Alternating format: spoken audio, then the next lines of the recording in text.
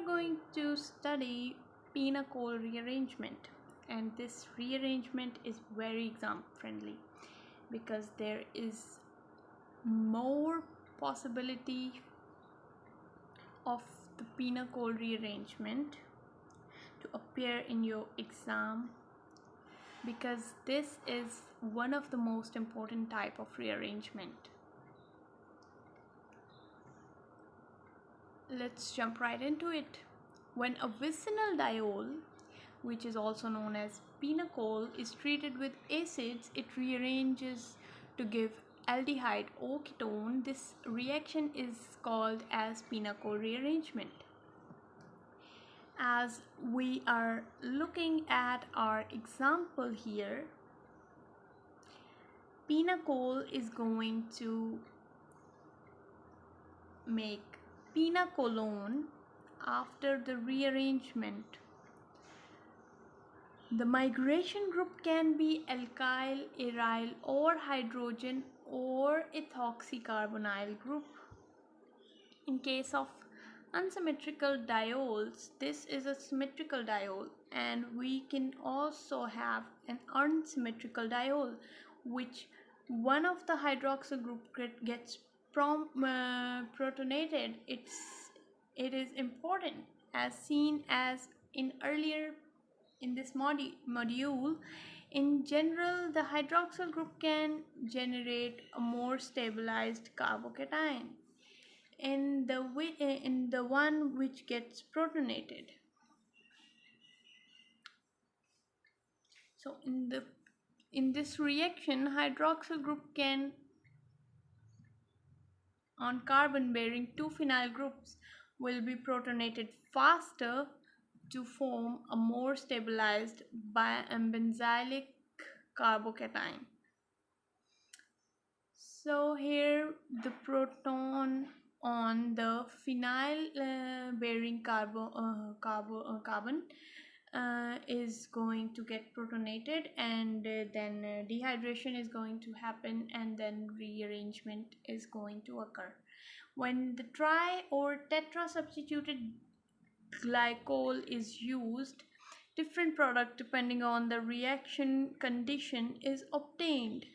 So if we will provide H2SO4 in trace amount, this product is going to be seen. This one. And if we're going to use cold H2SO4, then this product is going to be observed. As methyl migration is going to happen if we use cold H2SO4, and if we use acetic acid and H2SO4 in trace amount, phenyl migration is going to occur.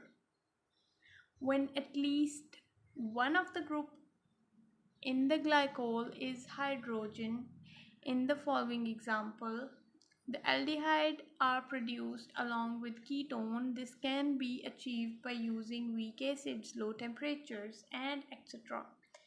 So there is also a probability of this reaction not working, but we have to use weak acid and low temperature to make it work.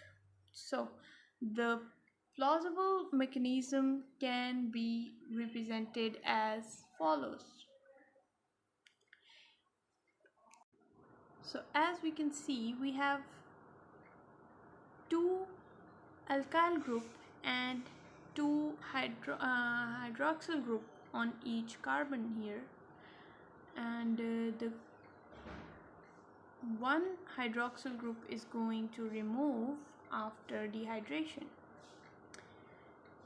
and as a result of that a ketone is going to form. The driving force for the migration of alkyl group from the initially formed carbocation come from the increased stability of the tertiary carbocation. The first example given below involves the ring expansion.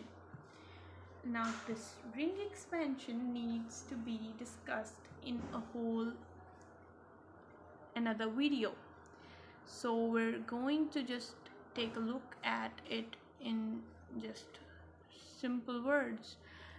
Here we have this hydroxyl group is going to removed, and this hydroxyl group is going to be removed actually, and after this removal this carbon is going to be removed. Here this bond is going to break and this carbon is going to attack on this, and this oxygen is going to deprotonate and form a carbon double bond oxygen. So in this way this ring expansion is going to happen, and 5 membered ring is going to convert into a 6-membered ring. Similar example is shown below, where we have 2 methyl groups and a hydroxyl on one carbon, and 1 phenyl and 1 C double bond OO ethyl group on the other carbon, and a hydroxyl group.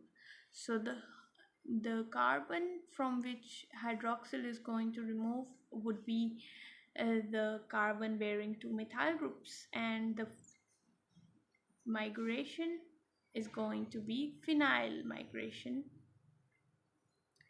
So that was the pinacole rearrangement. It is very important, and there are few other examples. You can write any of these, and or you can also write other examples present on internet, and there are bunch of examples present on internet about the pinacole rearrangement. All of them are right.